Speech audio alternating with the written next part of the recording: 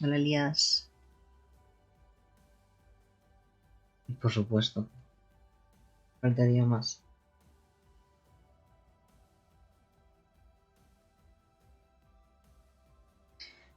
La preciosa. La guapa. Por supuesto, faltaría más. Ese es el único que no se pierde ni uno solo de las lecturas. Por supuesto. Siempre estás presente, nunca estás impresente.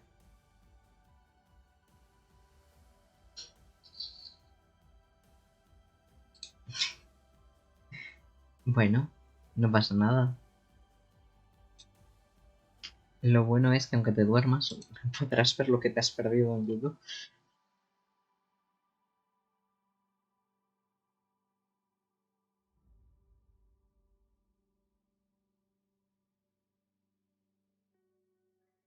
Mi expresión sexy. Ay, de verdad.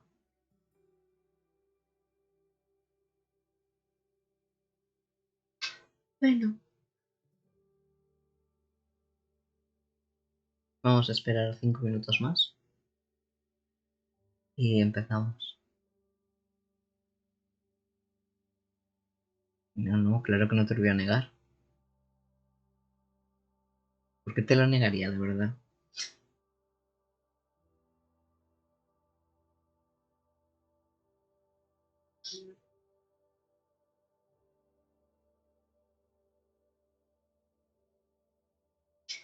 Como que yo sabré. Pero bueno, ¿esto qué es?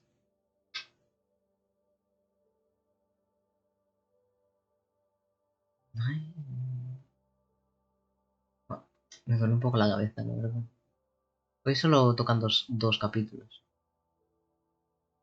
Hoy te ves verdecito. Tengo que ver qué poner en los días. Para cambiarte la estrellita por otra cosa. Sí, me tomo algo, pero vamos.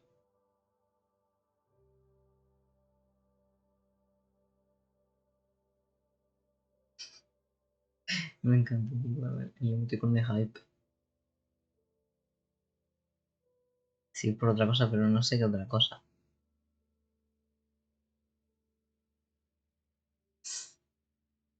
En realidad estaba por quitar ese emoticono y poner otro.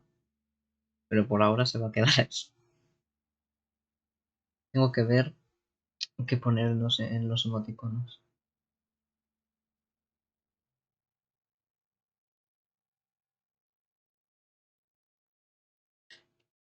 Bueno, pues el hype no lo quitaré. Lo pondré uno acorde al canal. ¿Te parece correcto?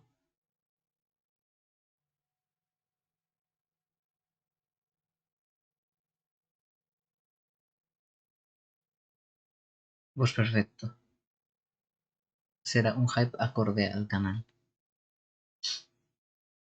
Bueno, voy a poner lo de charlando. Jugando. Grandecito. Grandecito. Tengo que cambiar todos los fondos. Hacer unos más chulos. Y tal. Hasta en grande.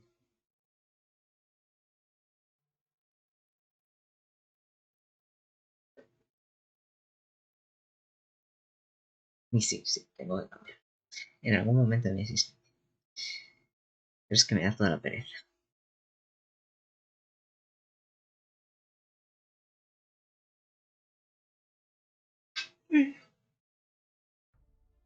¿Ya han pasado los 5 minutos? No. No, todavía no. Quedan 3. Pero si no me ves, ¿cómo puedes decirme esas cosas si no me ves? Solo soy un gatito en la pantalla. Que se ilumina cuando hablo. Nunca podrás. No, no, no, no, no, no. Así no funcionan las cosas.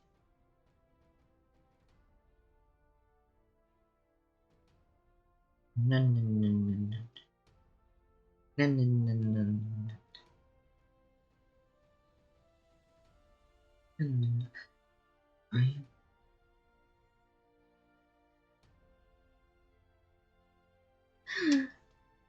Bueno, ¿qué vas a dar con las de verdad? Eso no, ¿eh? Tengo que buscar los posits que como pintaron la habitación y tuve que guardar todo.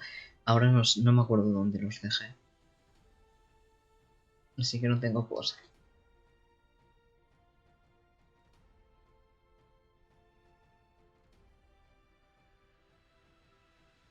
Tengo posits, pero quiero gastar los que ya tenía.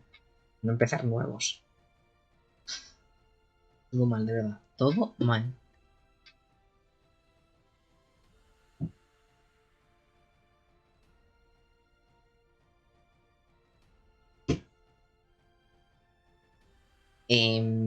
Pedazo de libro, el de Imperio del Vampiro.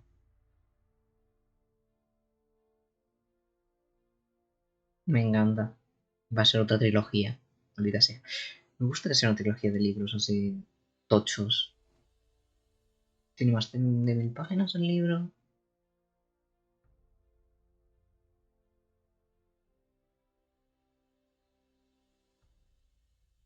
Es que Jay Kristoff es un buen escritor.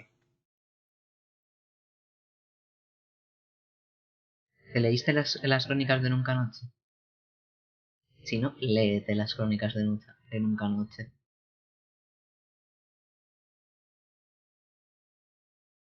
Léete las crónicas de Nunca Noche.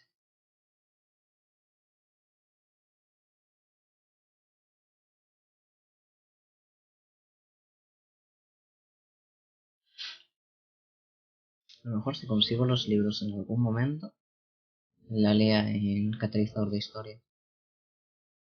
Pero tengo tantos libros que leer en catalizador de historias. Ya sabes cuándo llegará ese momento. Que también digo, he hecho el cálculo y creo que de 6 de cuervos nos quedan 7 capítulos. 7 días. En 7 días terminamos el libro. Sí, solo 7 días. En 14 días completos. Bueno, 14 días, 2 3 horas. Nos hemos leído el libro de 6 de cuervos.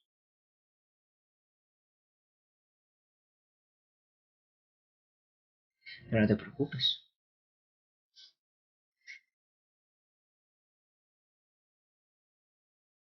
Pues en el momento en el que eran 2 capítulos por día y son 45.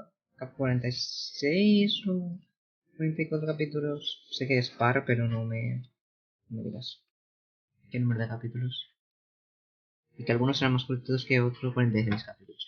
Unos serán más cortitos que otros, entonces eran 4. Claro. Probablemente en capítulos posteriores también sean 4 porque los he estado mirando y hay algunos que son muy cortitos. O sea, he visto un capítulo que son 2 hojas. Lo voy a gozar ese capítulo, lo voy a gozar. Y antes de empezar voy a poner... A ver si funcionan los anuncios.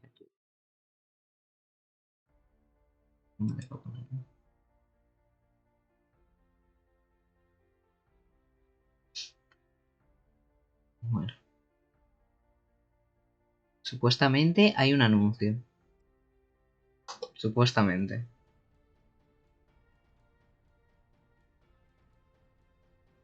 Que sea verdad es otra historia.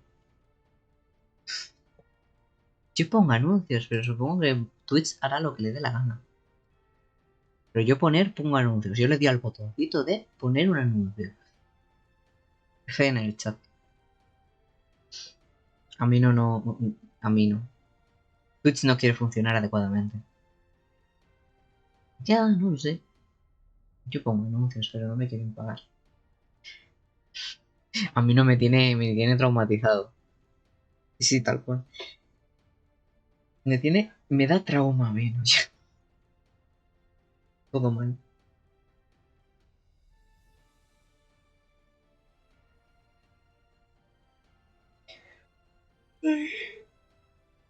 Bueno. Y creo que ya podemos empezar. A fotos traumadísimos, esos.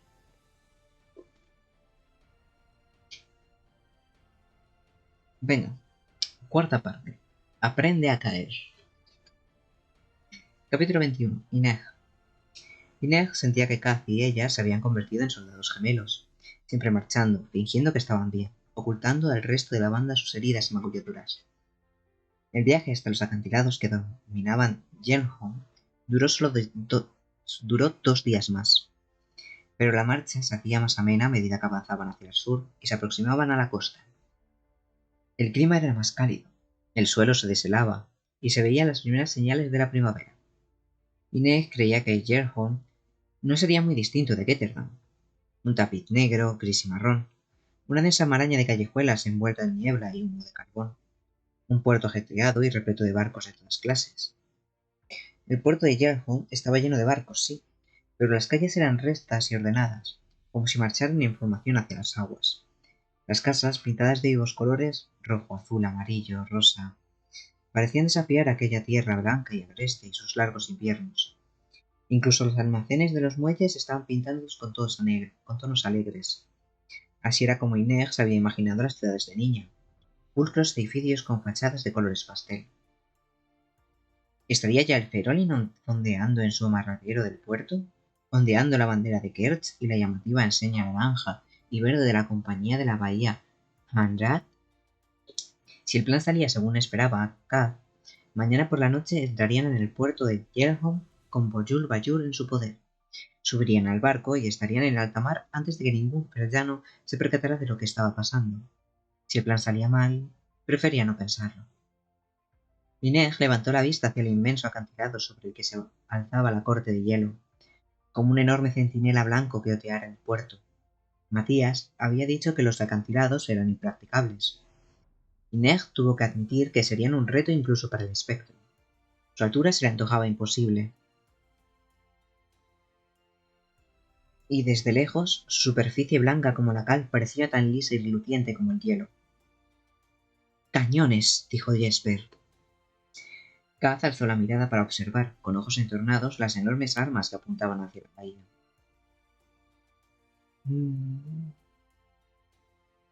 Me he colado en bancos, almacenes, mansiones, museos, cámaras acorazadas, una biblioteca de libros raros y una vez en la alcoba de un diplomático gaélico cuya esposa tenía predilección por las esmeraldas, pero nunca me han disparado con un cañón.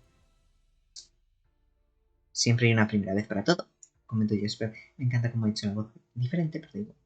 Inés apretó los labios. Esperemos no llegar a tanto. Esas armas están ahí para detener flotas invasoras, dijo Jesper con seguridad. Que tengan suerte si pretenden hundir una goleta diminuta que navega rumbo a la fortuna y la gloria. Ya te lo recordaré. Ya te lo recordaré cuando me caiga la primera bala de cañón en el regazo, dijo Nina. Se mezclaron fácilmente con el tráfico de viajeros y comerciantes en la intersección de la carretera del acantilado con la carretera norte que conducía a la zona alta de hierro, bastante más amplia y dispersa que la baja. Una colección de tiendas, mercados y posadas que servían a los guardias y trabajadores de la corte de hielo, además de a los visitantes. Por suerte, la multitud era densa y abigarrada. Un grupo más de extranjeros no llamaría la atención. Inés pudo respirar tranquila. Había temido que Jesper y ella resultaran peligrosamente llamativos en el mar rubio de la capital ferllana. Tal vez el equipo de Suhan también se había acercado aprovechando el gentío. Había señales de los festejos de la Ringhala por todas partes. Los encarnados escaparates de las tiendas exhibían galletas a la pimienta en forma de lobo, algunas de ellas adornando grandes árboles retorcidos. El puente que cruzaba el desfiladero del río estaba festoneado de cintas del color plateado de Ferja. El único camino para entrar y salir de la corte de hielo era ese puente. ¿Lo cruzarían victoriosos al día siguiente? ¿De qué son?, preguntó Wayland, deteniéndose junto a la carretera de un buhonero, cargada de guirnaldas hechas con las mismas ramas retorcidas y unos lados plateados. De fresno, contestó Matías, el árbol sagrado de hielo. Se cuenta que hay uno en el centro de la Isla Blanca, dijo Nina, ignorando la mirada de advertencia del ferchano. Allí se reúnen los Dusquil para la ceremonia de la escucha. Kaz dio un golpe en el suelo con su bastón. porque yo no sabía nada de eso. El espíritu de hielo alimenta el fresno, dijo Matías. Ahí es donde mejor se oye su voz. Kaz parpadeó. No te he preguntado eso, porque no aparece en nuestros planos. Porque es el lugar más salgado en toda Ferja y no es esencial para nuestra misión. Yo decido lo que es esencial y lo que no. ¿Hay alguna otra cosa que tu intelecto superior haya decidido omitir? La corte de hielo es una estructura inmensa, dijo Matías, dándole la espalda. No pudo conocer cada grieta y cada rincón. Pues más nos vale que no haya nada acechando en estos rincones, replicó Kaz. La zona alta de Yellowhome no tenía un centro propiamente dicho, pero la gran mayoría de sus tabernas, posadas y puestos se concentraban en torno a la base de la colina que conducía a la corte de hielo. Kat los guió por las calles, aparentemente sin rumbo, hasta detenerse frente a una cochambrosa taberna llamada Stinghead. ¿Aquí? Protestó Jesper, asomándose a la sala principal. Parecía húmeda y fría. Todo el local aprestaba a ajo y a pescado. Kat se limitó a mirar significativamente hacia la planta superior. Tiene terraza. ¿Qué significa Stinghead? Preguntó Ineg. Paraíso, contestó Matías. Incluso él parecía escéptico. Nina les consiguió una mesa en la terraza del aire libre de la taberna. Estaba prácticamente vacía. Todavía hacía demasiado frío para atraer parroquianos. O tal vez los alentara la comida. Arenques en aceite rancio, pan negro revenido y una extraña mantequilla que parecía claramente enmohecida. Jesper contempló su plato y soltó un gemido. Kaz, si lo que quieres es matarme, prefiero un balazo a morir envenenado. Hemos venido por las vistas, no por la comida. Desde su mesa tenía una perspectiva muy clara, aunque lejana, de la puerta exterior y el primer cuerpo de guardia de la puerta de hielo. El frontispicio era un arco formado por dos monumentales lobos rampantes de piedra blanca, y la estructura cubría por completo la carretera que ascendía la colina arriba hasta la corte. Inés y los demás observaron el ir y venir del tráfico, mientras picoteaban de sus platos, buscando alguna señal de los carromatos de la prisión. Ahora que volvía a tener apetito, Inés comía todo lo posible para recuperar las fuerzas, pero la película de grasa que flotaba sobre la sopa que había pedido no auguraba nada bueno. No tenían café, así que pidieron té y unos vasitos de brandy transparente que ardía al bajar por la garganta, pero que al menos los hizo entrar en calor cuando se levantó el viento y agitó las cintas plateadas atadas a los ramos de fresno que adornaban la calle. ¿No tardaremos en, ¿No tardaremos en empezar a llamar la atención? No tardaremos en empezar a llamar la atención, les advirtió Nina. Nadie en su sano juicio se quedaría tanto tiempo aquí. A lo mejor ahora mismo no tienen a nadie a quien meter en la cárcel, sugirió Wayland. Siempre hay alguien a quien meter en la cárcel, contestó Kat. Señaló la carretera con el mentón. Mirad. Un carromato chato se estaba deteniendo frente al cuerpo de guardia. El techo y los laterales estaban cubiertos por una lona negra. Iba tirado por 4 robustos caballos, y la puerta trasera era de hierro macizo, con cerrojo y candado. Kat buscó en el bolsillo de su abrigo. Toma, le entregó a Jesper un libro con muy grueso, con una portada profusamente decorada. ¿Quieres que te lea un cuento? Ábrelo por la última página. Jesper abrió el libro y observó la última página, confundido. ¿Y qué? Sosténlo el alto para que no tengamos que ver esa jeta fea. Mi jeta tiene carácter. Además, una edición fascinante, ¿verdad? ¿Quién iba a decir que me aficionaría a la literatura? Jesper se lo pasó a Wayland, que lo cogió con vacilación. ¿Qué dice? Tú míralo. Lo premió Jesper. Wayland lo levantó con el ceño fruncido, pero de pronto sonrió. ¿De dónde lo has sacado? Matías fue el siguiente, soltó un gruñido de sorpresa al alzar el libro. Es un libro desfondado, dijo Kaz mientras Ireja aceptaba el volumen que le tendía Nina y lo levantaba. Las páginas contenían unos sermones religiosos de lo más corrientes, pero la intrincada contraportada ocultaba 2 lentes que actuaban como un catalejo. Kaz siempre la había prevenido contra las mujeres que utilizaban pulseras dotadas de lentes similares. Les permitían ver las cartas de un jugador desde el otro lado del grupo cuervo y hacerle una señal al cómplice que estaba jugando en su misma mesa. Muy ingenioso, dijo Ineg, aunque mientras miraba a través del libro, murmuró Inés mientras miraba a través del libro. La camarera y los demás clientes de la terraza pensarían que estaban pasándose un libro para hablar sobre algún pasaje interesante.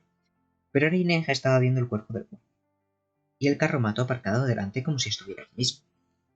La puerta, bordeada por los lobos rampantes eran de hierro forjado. Lucía el símbolo del fresno sagrado y estaba rodeada por una gran verja de púas que delimitaba todo el recinto de la corte de hielo. 4 guardias, indicó. Tal y como había dicho Matías, había 2 apostados a cada lado del cuerpo de guardia, y uno de ellos charlaba con el conductor del carromato, que le estaba entregando un fajo de documentos. Son la primera línea de defensa, dijo Matías. Comprobarán los documentos para confirmar la identidad de los presos y decidirán si alguno de ellos debe someterse a un examen más exhaustivo. Mañana, a esta misma hora, la cola de invitados a la Scala llegará hasta el desfiladero. Para entonces ya estaremos dentro, dijo Kaz. ¿Cada cuánto llegan los carromatos?, preguntó Jesper. Depende, contestó Matías. Suelen entrar por la mañana, a veces por la tarde, pero supongo que no querrán que lleguen prisioneros al mismo tiempo que los invitados. Entonces tendremos que ir en el primer carromato de la mañana, dijo Kaz. Ineg volvió a levantar el libro desfondado. El conductor del carromato vestía un uniforme gris similar al de los guardias, pero sin fajín ni ornamento de ningún tipo. Bajó de un salto del vescante y se dirigió a la puerta trasera. Por los santos, dijo Ineg, cuando la puerta de hierro se abrió. Había 10 prisioneros sentados en los 2 bancos laterales del carromato, con una capucha negra tapándoles la cabeza y grilletes en las muñecas y los tobillos. Ineg le devolvió el libro a Matías. Mientras iba pasando de mano en mano, la aprensión general iba en aumento. Solamente Kaz parecía impertérrito. ¿Encapuchados y encadenados de pies y manos?, dijo Jesper. ¿Seguro que no podemos entrar con los artistas? Dicen que Wayland es un virtuoso de la flauta. Entraremos como lo que somos, dijo Kaz. Delincuentes. Nina echó un vistazo por las lentes del libro. Están haciendo un recuento. Matías asintió. Si el procedimiento no ha cambiado, harán un recuento rápido en el primer punto de control y otro en el siguiente. Allí también mirarán dentro y debajo del carromato en busca de contrabando. Nina le pasó el libro a Ineg. El conductor se percatará de que hay 6 prisioneros más en cuanto le abra la puerta. Ojalá lo hubiera tenido en cuenta, dijo Kaz con su carronería. Se nota que nunca has virlado una cartera. Y se nota que tú no te interesas lo suficiente por tu corte de pelo. Kaz frunció el ceño y se pasó la mano por el lateral de la cabeza molesto. Nada que no pueda solucionarse con 4 millones de cruces.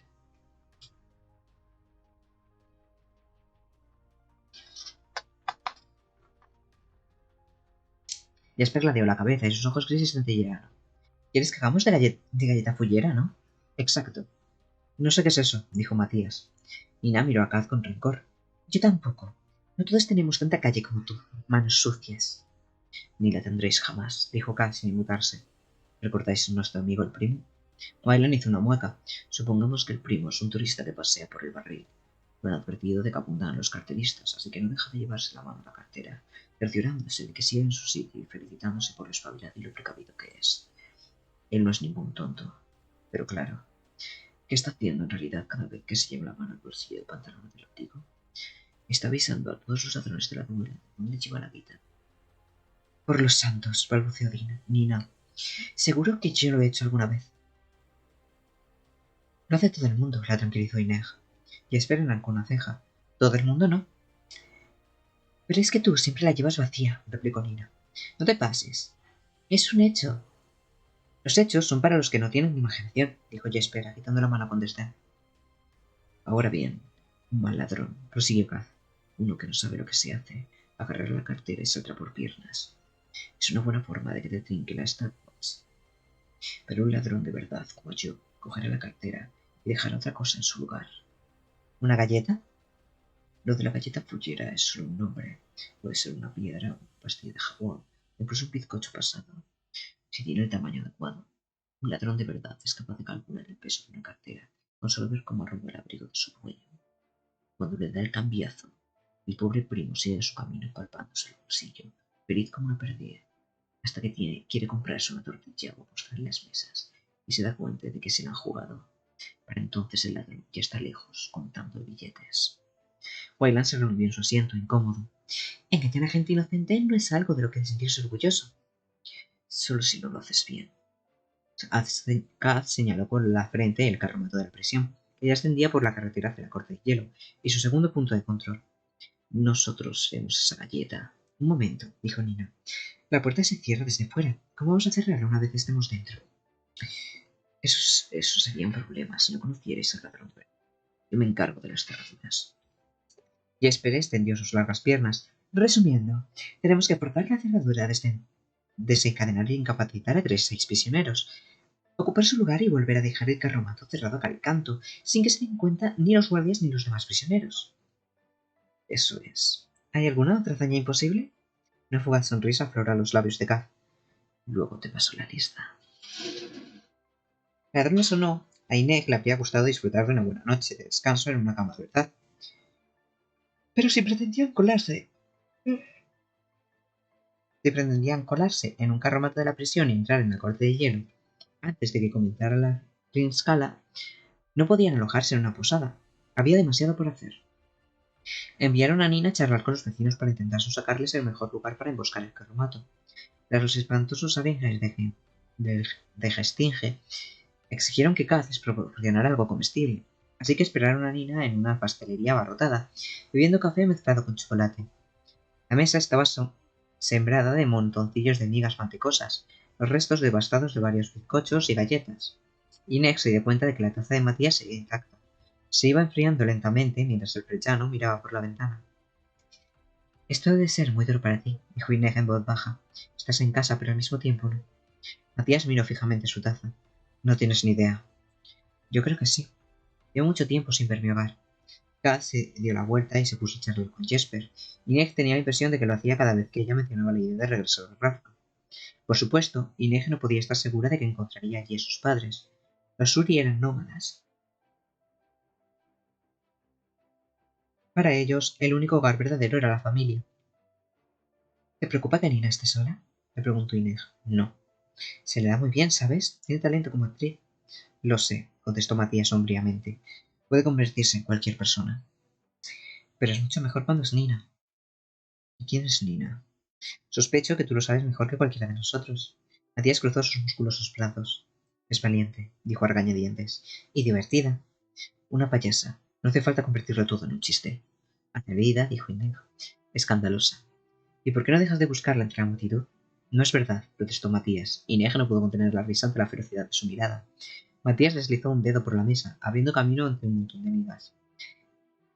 Nina es todo esto que dices. Es demasiado. Murmuró Ineg, bebiendo un sorbo de su taza. Para lo mejor es que tú no eres suficiente. Antes de que él pudiera responder, sonó la campanilla de la puerta, y Nina entró como una distracción, con las mejillas coloradas y el cabello castaño encantadoramente revuelto.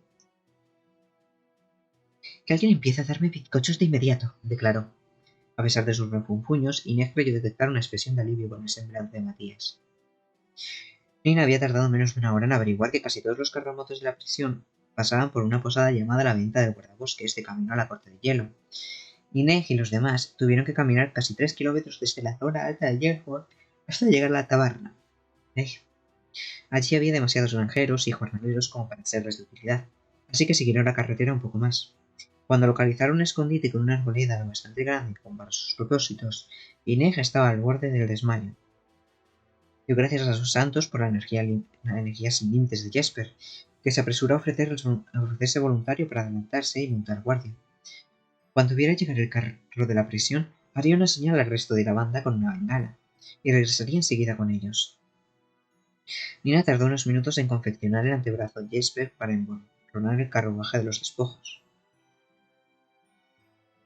Por la noche haría lo mismo con sus tatuajes y los de Kaz. Posiblemente nadie en aquella prisión reconocería los símbolos de las bandas y los burdeles de Kertegan, pero no debían correr riesgos innecesarios. Sin llantos, se despidió Jesper mientras se perdía en el crepúsculo, devorando fácilmente el camino con sus largas zancadas.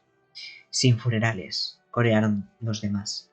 Ineg también le dedicó una plegaria. Jasper iba armado y sabía cuidarse, pero su figura desgarbada y su piel femení le parecían demasiado llamativas para su gusto. Acamparon en una abandonada bordeada de maleza y se turnaron para dormitar sobre el duro suelo de roca.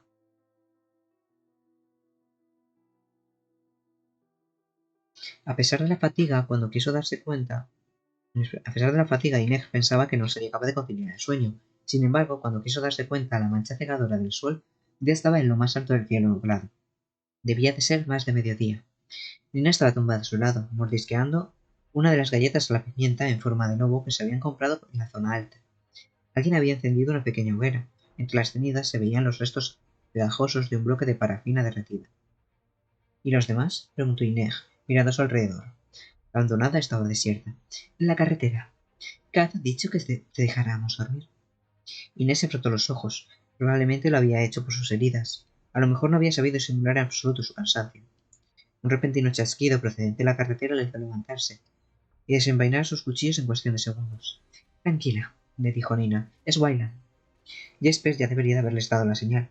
Inés le quitó la galleta a Nina y salió corriendo para reunirse con Kaz y Matías, que contemplaban a Wayland mientras este trasteaba con algo al pie de un grueso abeto rojo. Se oyeron varios chasquidos más y unas diminutas volutas de humo blanco flotaron al pie del árbol. Parecía que no iba a ocurrir nada más, pero entonces las raíces se desprendieron del suelo, retorciéndose y marchitándose. ¿Qué es esto? Preguntó Inés. Concentrad de sal, le explicó Nina. Inés ladeó la cabeza. ¿Matías está rezando? Una plegaria. Los persianos lo hacen cada vez que cortan un árbol. ¿Siempre? La plegaria depende del uso que se le vaya a dar a la madera. Una para construir casas, otra para construir puentes, otra para hacer leña. Tardaron menos de un minuto en echar abajo el árbol de tal manera que su tronco bloqueara la carretera. Al conservar las raíces intactas, parecía que simplemente había caído por una enfermedad. Cuando el carromato se detenga, el árbol nos dará unos 15 minutos, como mucho, dijo Kat. Actuad con rapidez. Los prisioneros deberían ir capuchados, pero podrán oírnos, así que ni una palabra. No podemos levantar sospechas. Creerán que se trata de un corto rutinario. Eso es justo lo que queremos que piensen. Mientras Inés esperaba en la hondonada con los demás, pensó en todo lo que podía salir mal. Tal vez los prisioneros llevaran la cabeza descubierta. Tal vez hubiera otro guardia sentado en la parte trasera del carromato. Y si lo conseguían, pasarían sorpresos de camino a la corte de hielo. No era una perspectiva especialmente prometedora. Justo cuando empezaba a preguntarse si Jesper se había equivocado y había lanzado la bengala demasiado pronto, divisó un carromato de la prisión, que pasó de largo y se detuvo delante del árbol. Oyó que el conductor soltaba maldiciones a su compañero. Los dos bajaron del pescante y caminaron hasta el árbol. Se lo quedaron mirando más de un minuto. El guardia más robusto se quitó el sombrero y se acercó la panza. ¿Cómo pueden ser tan perezosos? Musitó Kaz. Finalmente parecieron aceptar que el árbol no iba a apartarse por sí solo. Regresaron al carromato para sacar un grueso rollo de cuerda y desengancharon a uno de los caballos para que los ayudara a arrastrar el árbol y sacarlo de la carretera. ¿Todos listos? Dijo Kaz. Salió de la zanja y se deslizó hasta la parte trasera del carromato. Había dejado su bastón en la hondonada y si sentía dolor al caminar lo disimulaba bien. Sacó sus gancillas del forro del abrigo y acarició el candado despacio, casi con afecto. En unos segundos estaba abierto. Descorrió el cerrojo, echó un vistazo a los guardias que todavía estaban atando la cuerda al árbol y abrió la puerta. Inés se agazapó, esperando la señal, pero esta no llegaba. Kat seguía ahí plantado, mirando fijamente el interior del carromato. ¿Qué ocurre? Susurró Wayland. A lo mejor no van encapuchados, aventuró Inés. Desde allí no lo veía. Voy con él.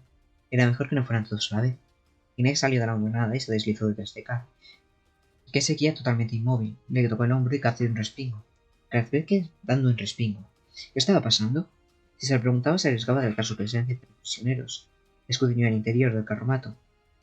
Los prisioneros llevaban grilletes en pies y manos y un saco negro a la cabeza. Sin embargo, en aquel carromato había bastantes más de los que habían visto en el punto de control.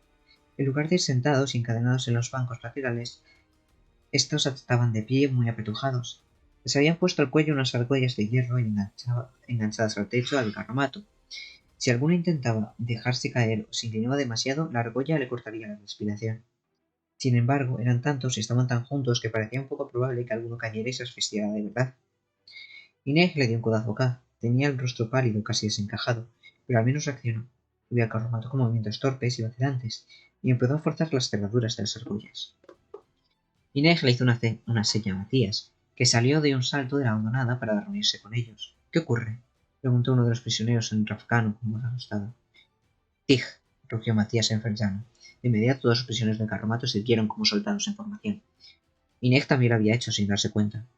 El porte de Matías había cambiado. Era como si aquella brusca orden lo hubiera vuelto a vestir con el uniforme de la Ondruskei.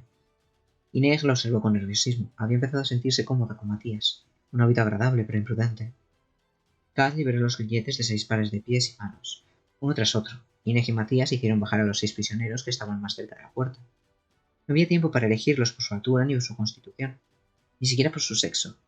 Los guiaron hasta el borde de la hondonada, sin quitar ojo a los guardias que seguían trabajando en la carretera.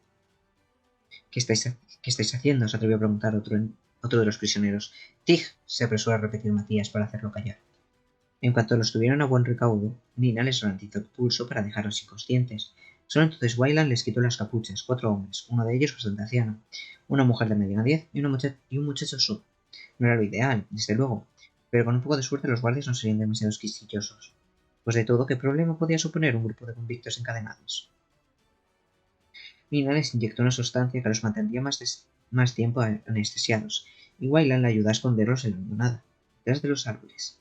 ¿Vamos a dejarlos aquí?, susurró Wayland a Ineg mientras regresaban corriendo al carromato, llevando las capuchas de los prisioneros en la mano. Ella, con la vista fija en los guardias que retiraban el árbol, respondió sin mirarlo. Despertarán pronto y echarán a correr. Es posible que lleguen hasta la costa y recuperen libertad. Les estamos haciendo un favor. No lo parece. Más bien parece que estamos abandonando en una cuneta. Silencio, le ordenó. No era momento ni lugar para discusiones morales. Si Wayland no sabía cuál era la diferencia entre estar encadenado y no estarlo, estaba a punto de averiguarlo. Inés se llevó una mano a la boca y emitió el canto de un pájaro. Les quedaban 4 o 5 minutos antes de que los guardias terminaran de despejar la carreta. Por suerte estaban armando bastante barullo, jaleando al caballo y hablando a voces entre sí. Matías encadenó primero a Wayland y después a Nina. El ferzano se puso sensiblemente tenso cuando Nina se levantó el cabello para que él le colocara la argolla, dejando al descubierto la curva de su cuello blanco. Mientras Matías cerraba el cepo, Nina lo miró a los ojos por encima del hombro. La mirada que intercambiaron podría haber derretido kilómetros de hielo nórdico. Matías se apresuró a terminar su tarea y para pasar al próximo. Inés casi se echó a reír. No hacía falta más que eso para ahuyentar al Duskel y hacer salir de nuevo al muchacho. Jesper fue el siguiente. Aún jadeaba por la carrera hasta el cruce. El niño no fue a Inés mientras ésta se le echaba el saco por la cabeza. Los guardias seguían hablando. Inés le encadenó el cuello a Matías y se puso de puntillas para colocarle la capucha, pero cuando se acercó a Nina para bajarle la suya, la gris se parpadeó con rapidez, señalando la puerta del carromato con la frente. Tenía curiosidad por saber cómo iban a cerrar la puerta desde dentro.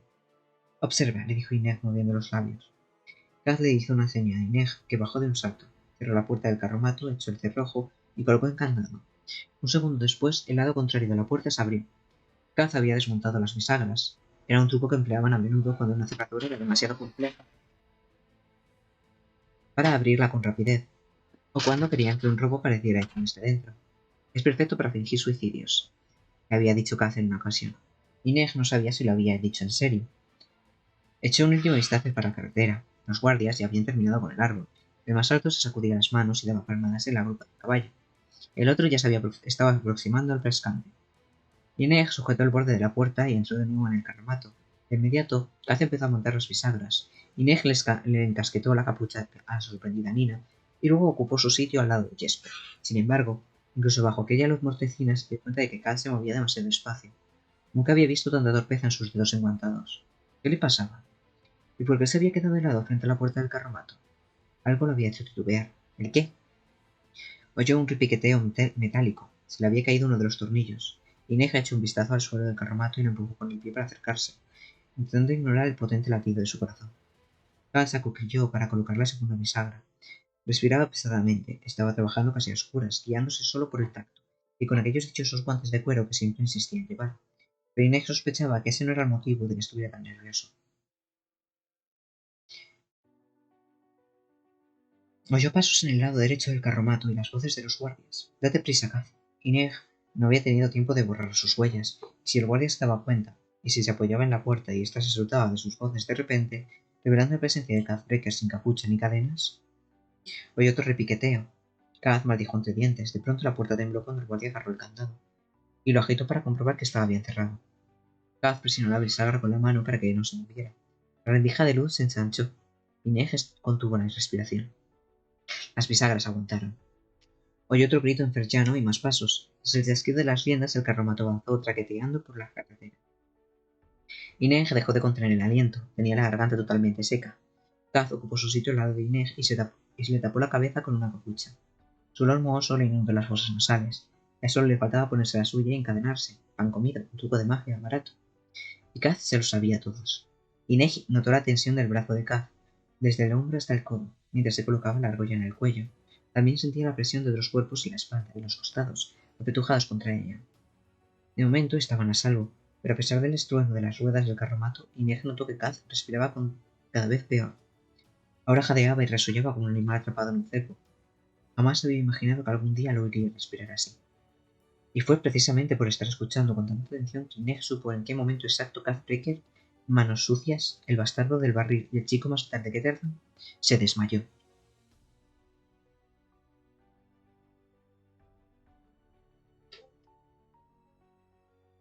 Fin del capítulo 21.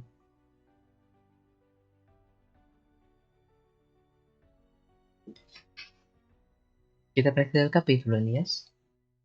¿O te has vuelto a dormir? A ver, comparado con otros que eran más largos, este no era tan largo. Voy a por agua. Mientras voy a por agua, voy a poner otro anuncio. A ver si funciona. Yo voy a esperar a que funcione en algún momento. A ver, es prontito, ¿no? Son las 11 y 12, pero... Pero bueno. Ahora vuelvo.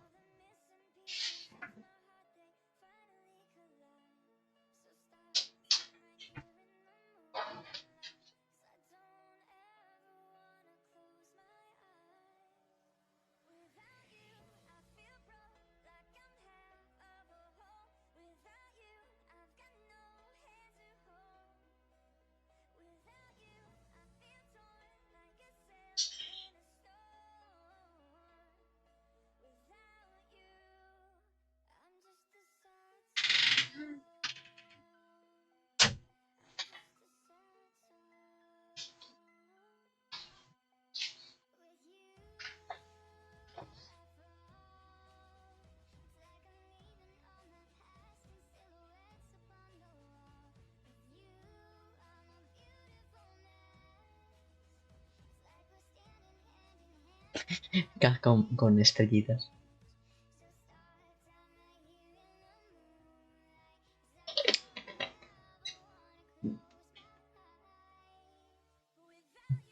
Porque es... Brilli, brilli. Brilli, brilli. No. La verdad es que la anterior todavía, pero esta no.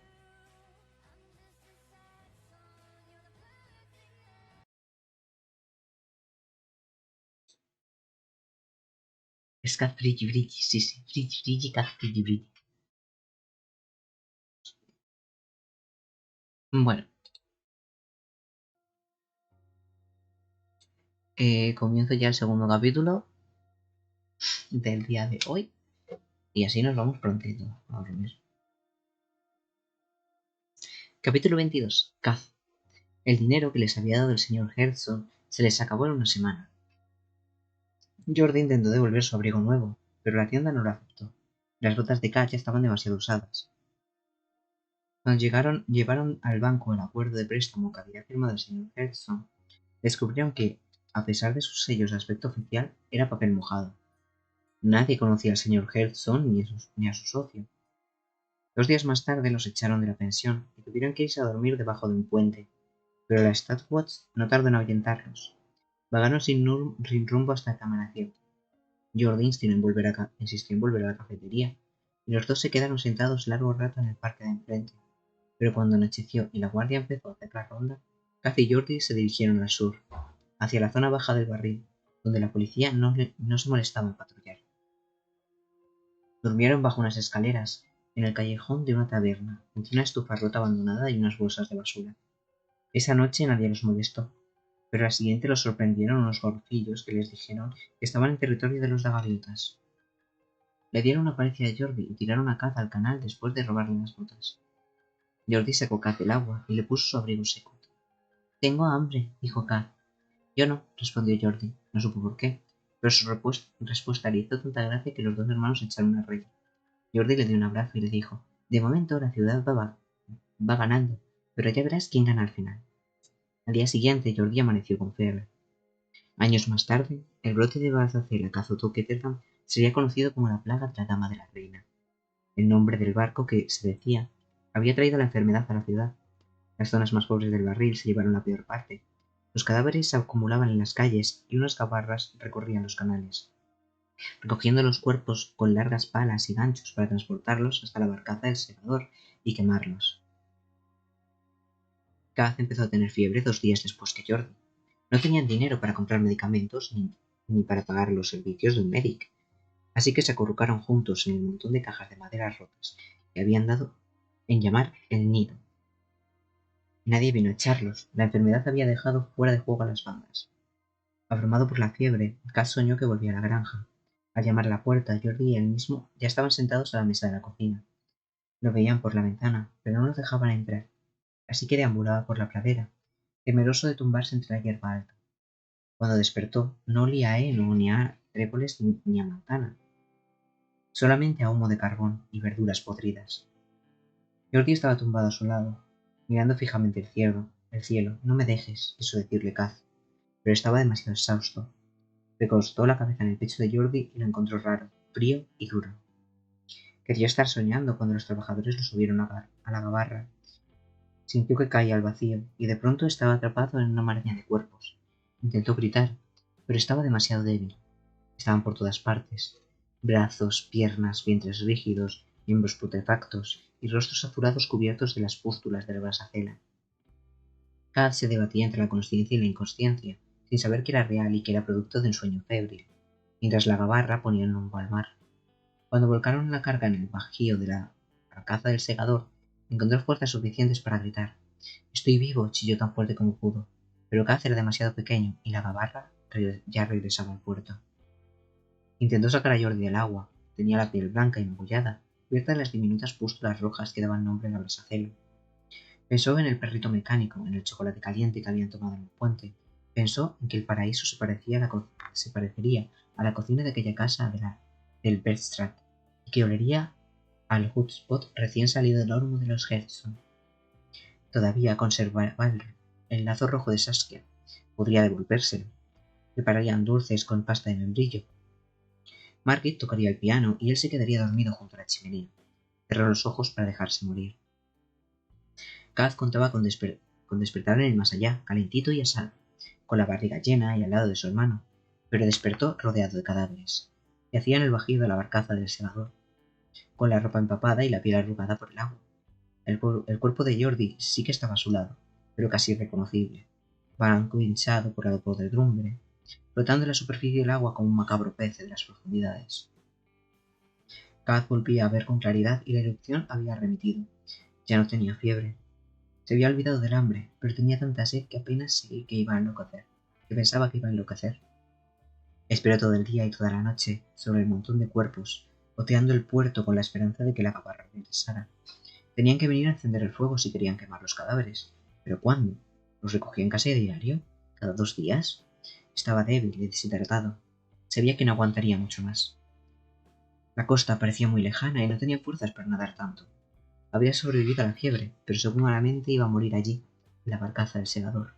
¿Qué le importaba? En la ciudad no le esperaba nada más que el hambre, los callejones oscuros y los canales húmedos. Pero mientras lo pensaba, supo que no era verdad. La venganza también le esperaba allí. Venganza para Jordi, y tal vez también para sí mismo. Pero primero tenía que ir a su encuentro. Cuando anocheció, la marea cambió de dirección. Kaz se obligó a tocar el cuerpo de Jordi. Él estaba demasiado débil para nadar por sí solo, pero con la ayuda de Jordi podría flotar. Se agarró con fuerza a su hermano y pataleó en dirección a las luces de Ketterdam. Se alejaron juntos de allí. El cuerpo abotargado de Jordi hacía las veces de balsa. Kaz no dejaba de mover las piernas, procurando no pensar en su hermano, en el tacto de su carne tensa e hinchada, en nada que no fuera el ritmo de sus piernas al avanzar por el mar. Había oído que en aquellas aguas había tiburones, pero sabía que no le harían daño. Para él también era un monstruo. Cuando amaneció, levantó la vista y se encontró en el extremo este de la tapadera. El puerto estaba casi desierto, la plaga había paralizado el tráfico marítimo de Kerritz. Los últimos 100 metros fueron los más difíciles. La marea había regresado y empujaba en su contra. Pero ahora Kaz tenía esperanza y furia. 2 llamas gemelas que ardían en su interior. Fueron ellas las que lo guiaron hasta el puerto y sus escaleras. Cuando llegó a lo alto, se dejó caer boca arriba sobre el entablado y rodó penosamente sobre sí mismo. El cuerpo de Jordi estaba atrapado por la corriente, golpeándose una y otra vez contra uno de los pilotes del muelle. Tenía los ojos abiertos. Por un instante, Kaz creyó que su hermano le devolvía la mirada, pero Jordi no la abrió, no pestañeó, y ni siquiera desvió la vista cuando la marea lo arrastró por fin y se lo llevó mar adentro. Debería cerrar los ojos, pensó Kaz, pero si volvía a bajar por la escalerilla y se metía en el agua de nuevo, sabía que no podría volver. Moriría ahogado, y eso no podía hacerlo, ya no. Tenía que seguir vivo, porque alguien debía pagar por lo que había hecho. Kaz despertó en el carromato cuando alguien le dio un golpe en el muslo. Estaba helado y a oscuras. A su alrededor notaba el tacto de los cuerpos que le presionaban la espalda y los costados. Volvía a ahogarse en cadáveres. Kaz, susurró una voz. Se estremeció. Otro golpe en el muslo. Kaz, era la voz de Ineg. Consiguió respirar hondo por la nariz y sintió que ella se apartaba, incluso en las estrecheces de que el carromato había logrado dejarle un poco de espacio. Tenía el corazón desbocado. Sigue hablándome, dijo él con la voz ronca. ¿Qué? Que sigas hablándome. Estamos cruzando la puerta de la prisión. Ya hemos superado los 2 primeros puntos de control. Eso sirvió para espabilarlo del todo. Habían pasado por 2 puntos de control. Eso significaba que los habían contado. Alguien había abierto aquella puerta. No una vez, sino 2. Tal vez incluso lo habían manoseado. Y ni aun así se había despertado. Podrían haberle robado, haberlo matado. Se había imaginado un millar de muertes distintas, pero ninguna de ellas estaba dormida. Se obligó a inspirar hondo, a pesar del tufo humanidad. Se había dejado los guantes puestos. Estaba seguro de que a los guardias les llamaría la atención, y era una frustrante concesión a su debilidad. Pero de no haberlo hecho, estaba convencido de que se habría vuelto completamente loco aquí dentro. A sus espaldas oía los murmullos de los demás presos, hablando varios idiomas. Dio gracias por ello, a pesar de los temores que le despertaba la oscuridad. Ahora solo cabía confiar en que el resto de su banda, encapuchados y abrumados por su propia ansiedad, no se hubieran fijado en su extraño comportamiento. Se había mostrado torpe y lento durante la emboscada, pero nada más. Podía buscar cualquier excusa.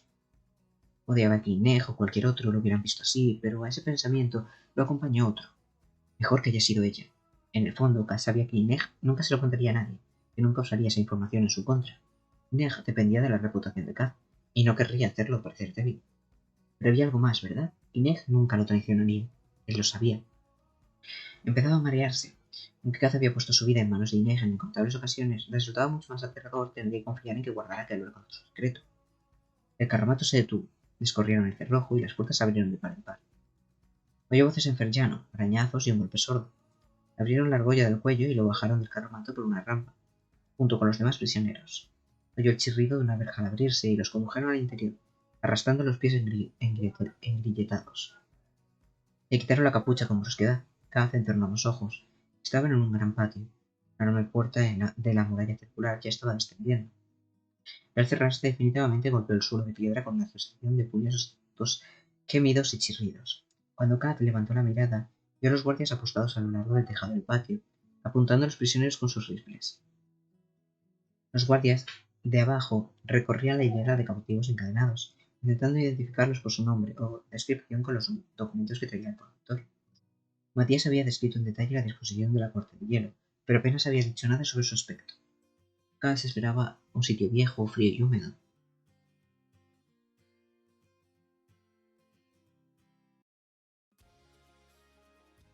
Voy a cambiar la canción.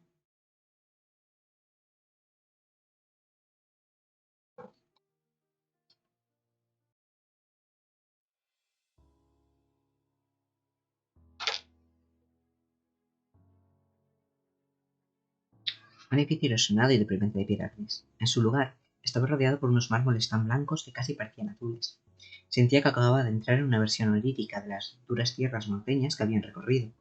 Resultaba imposible distinguir el cristal del hielo o de la piedra. Si esto no es obra de hacedores. Yo soy la reina de las hadas del bosque, murmuró Nira Kertz. Tig, ladró uno de los guardias, dándole un culatazo en el vientre con su rifle. Nina se dobló en dos de dolor. Matías no giró la cabeza, pero Kaz notó que se ponía rígido. Los guardias ferllanos seguían examinando los documentos, intentando que el número y la identidad de los prisioneros coincidieran con el grupo que tenían delante. Aquel era el primer momento en que estaban verdaderamente vulnerables. Un paso de su plan sobre el que Kaz no tenía el menor control. Habría sido demasiado peligroso y lento elegir a los prisioneros suplantados. Era un riesgo calculado, pero ahora solo podían esperar y confiar en que la pereza y la burocracia se encargaran del resto. Cuando los guardias se alejaron un poco, Ineg ayudó a Nina a levantarse. ¿Estás bien?, le preguntó. Gas se sintió atraído hacia su voz, como el agua al discurrir vertiente abajo. Lentamente, Nina se vio. Estoy bien, susurró. Pero creo que ya no tendremos que preocuparnos por la banda de P.K. Rollins. Gas siguió la mirada de Nina hasta lo alto de la muralla circular por encima del patio. Había 5 hombres emparados en estacas, como brochetas de carne, con la espalda arqueada y los miembros inertes. Gas tuvo que entornar los ojos, pero reconoció a Errol Aerts, el mejor forjador de terradugas y cargas fuerte de Rollins. La luz de la mañana resaltaba las magulladuras de la paliza que le habían dado antes de matarlo, y apenas se distinguía en su brazo una marca negra, el tatuaje de los leones de cobre. Echó un vistazo a los demás rostros. Varios estaban demasiado hinchados y crispados como para reconocerlos. ¿Alguno de ellos sería Rollins? Gas sabía que debía alegrarse de que hubieran eliminado a un equipo rival, pero Rollins no era ningún tonto, y el hecho de que su banda se hubiera quedado a las puertas de la Corte de Hielo era un tanto inquietante. Además, si Rollins había aparecido ensartado en una pica cercana, no quería ni plantearse la posibilidad. P.K. Rollins era suyo.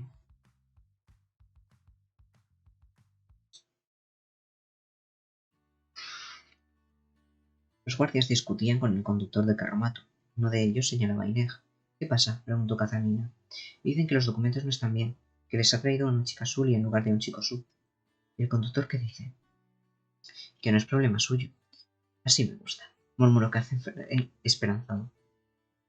Los observó ir de acá para allá. Ese era el problema de tener tantas medidas de seguridad.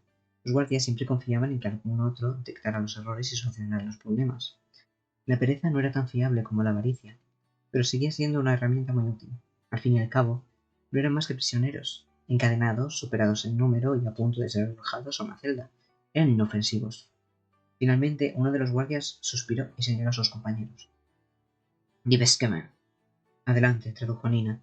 Siguió hablando en voz baja al mismo tiempo que el guardia. «Llevadlos al pabellón de este, y que se ocupen con los del siguiente turno». Cal se permitió un fugaz suspiro de alivio. Como esperaba, los guardias dividieron al grupo por sexos y todos entraron, entretintineados de sus cadenas, por una galería prácticamente redonda, con la forma de las fauces abiertas de un lobo. Pasaron una cámara donde había una anciana encadenada y con la mirada perdida, rodeada por 2 guardias. A medida que los prisioneros se les acercaban, la mujer los cogía de la muñeca. Un amplificador humano. Ya sabía que Nina había trabajado con ellos en la isla errante, cuando buscaba a Grisa que quisieran unirse al segundo ejército. Eran capaces de percibir el poder Grisa por medio del tacto. Él mismo los había visto prestando sus servicios en partidas de cartas de alto nivel, para asegurarse de que nadie fuera Grisa. Un jugador capaz de alterarle el pulso a sus rivales o simplemente de subir la temperatura de la sala tenía una ventaja injusta. Pero los felchanos los empleaban para un fin distinto: asegurarse de que ningún Grisa cruzaba sus murallas sin ser debidamente identificado. Kaz observó a Nina mientras se acercaba a la anciana. Notó que temblaba a medida que extendía el brazo. La mujer la cogió por la muñeca. Parpadeó rápidamente, pero soltó la mano de Nina y le indicó que continuara con un gesto. ¿Había hecho la vista gorda? ¿O la parafina con la que había untado los antebrazos de Nina había funcionado? Mientras se llevaban los hombres por el túnel de la izquierda, vio desaparecer a Inés por el túnel opuesto, con las demás mujeres. Sintió una punzada en el pecho y comprendió que era pánico. Inés lo había sacado de su estupor en el carromato. Su voz lo había rescatado de la oscuridad. Ella había sido la cuerda a la que se había aferrado para recuperar algo parecido a la cordura.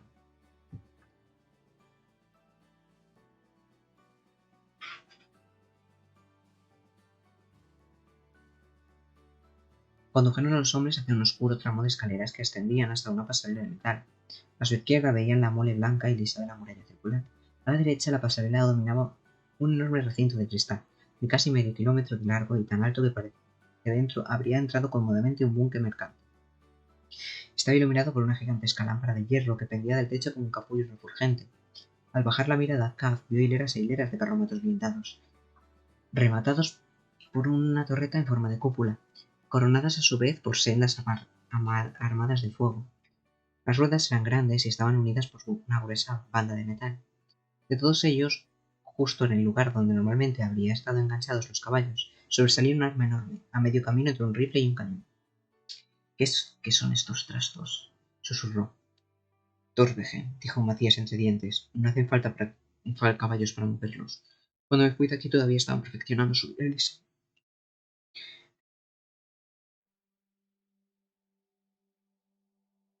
¿No llevan caballos? Son tanques, murmuró Jesper. Vi prototipos cuando trabajaba con un armero de Norden. Llevan varias armas en las torretas. El cañón delantero tiene una potencia de fuego de mucho cuidado.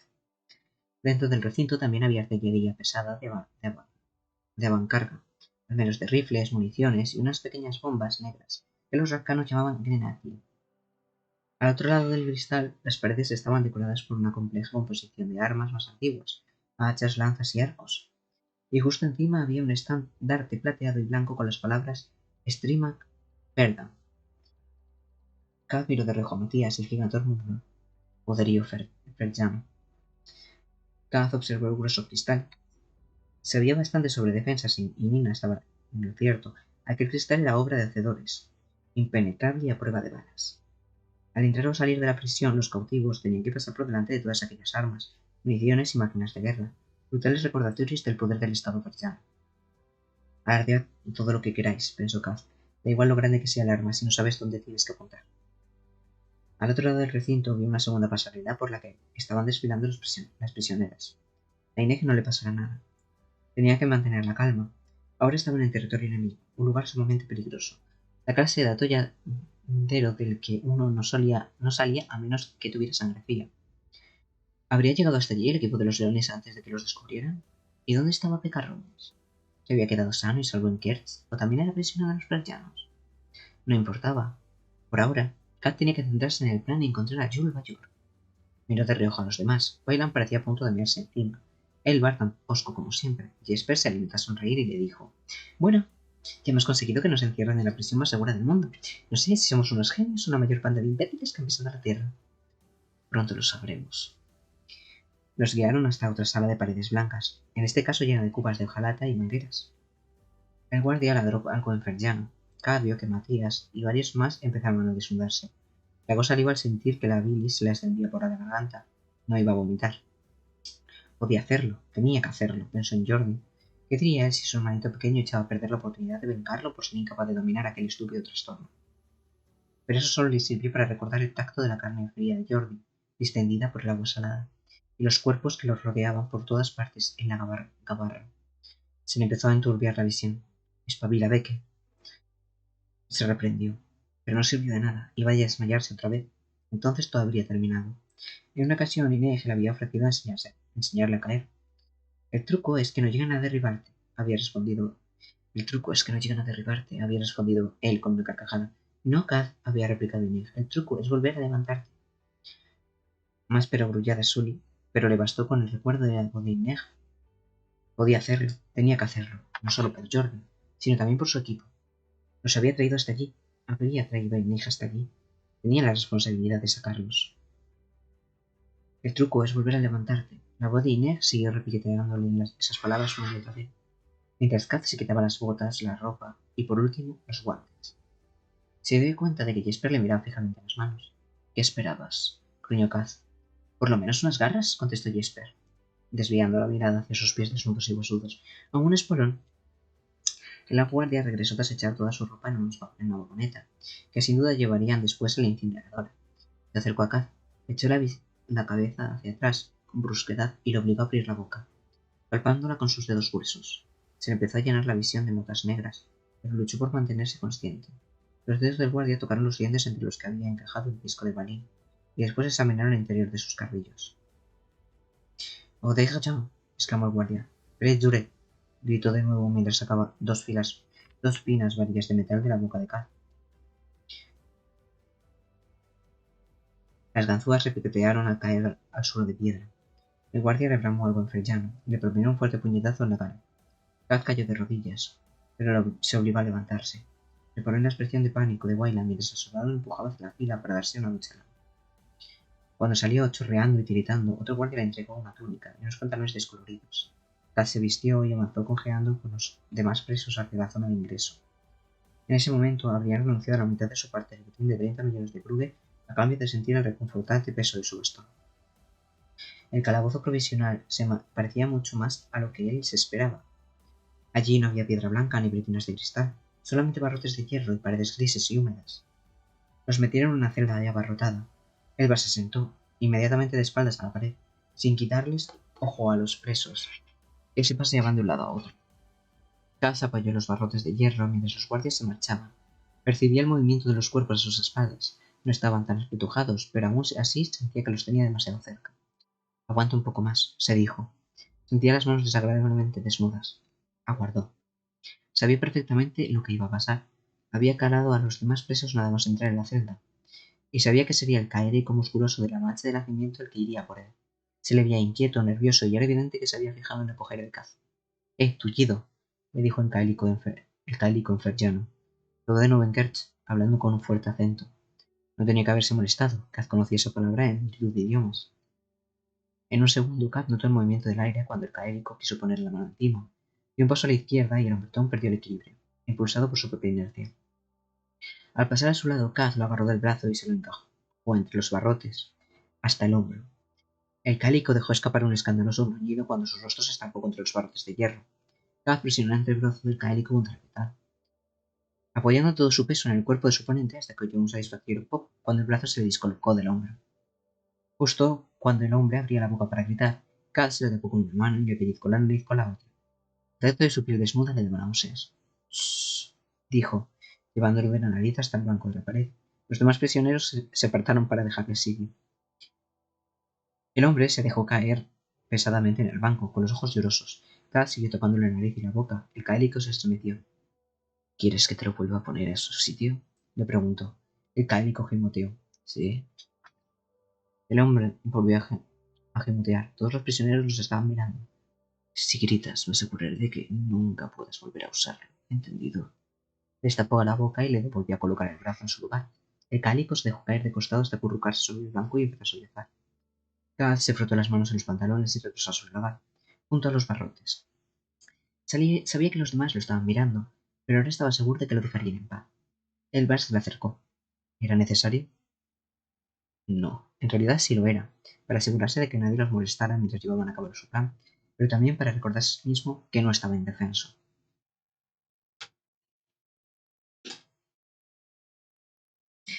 Y se acabó el capítulo 22, y con ello la lectura de hoy.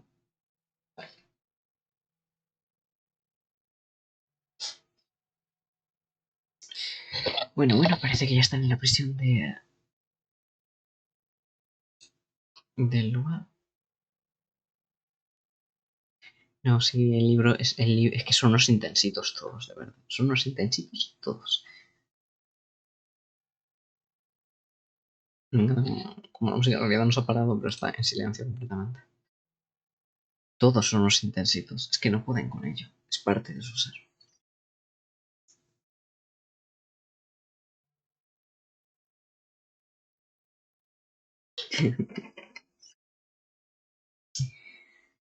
Bueno, es lo que toca. Mañana es viernes.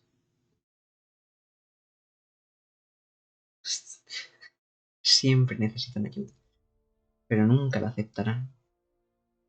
Vale, pues mañana a lo mejor hay dos directos.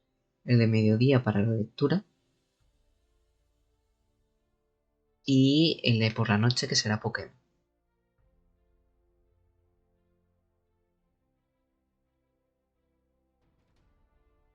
Doblete, sí.